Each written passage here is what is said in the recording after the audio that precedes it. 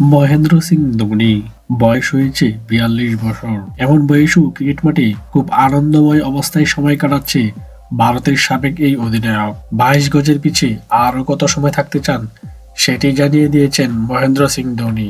আন্তর্জাতিক ক্রিকেট থেকে অবসর নিলেও এখনো ফ্র্যাঞ্চাইজি লিগ মাতাচ্ছেন চেন্নাই সুপার কিংসের হয়ে। তার নেতৃত্বে ২০২৩ সালে আইপিএল শিরোপা জিতেছে চেন্নাই সুপার কিং। শিরোপা জেতার পর আইপিএল এর সঙ্গে আরো সময় ধরে যুক্ত থাকার ইচ্ছে পোষণ করেছেন ধোনি। তিনি বলেছেন, এটি আনন্দ করার জন্য একটি দারুণ মুহূর্ত। তবে অবসরের পর ধোনি কি করবেন, আবারও এমন প্রশ্নের সম্মুখীন হলে ভারতের এই সাবেক উইকেটরক্ষক ব্যাটার বলেন, আমি কখনো এটা নিয়ে চিন্তা করি না। আমি এখনো ক্রিকেট খেলছি। ক্রিকেট থেকে অবসরের পর আমি কি করব এটি দেখাটা খুব মজাদার হবে।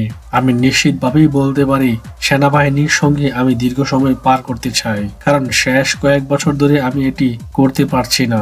আইপিএল এর আগামী আসর ধোনির নেতৃত্বেই খেলবে Chennai Super King. Pakistani star allrounder Shadab Khan পুলিশে জয়েন করেছেন এবং এমন একটি পোস্ট তিনি তার সোশ্যাল মিডিয়াতে করেছেন এবং যেখানে তিনি লিখেছেন, IG Punjab and the department made me an honorary DSP.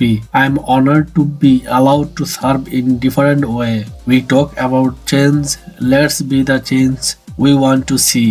I encouraged our next generation to join the government sector to serve the country if possible.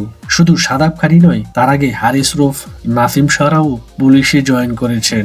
তবে আশা করা যাচ্ছে খেলাধুলার পরবর্তী জীবনে তারা পুলিশে জয়েন করবেন এবং দেশকে সার্ভ করবেন।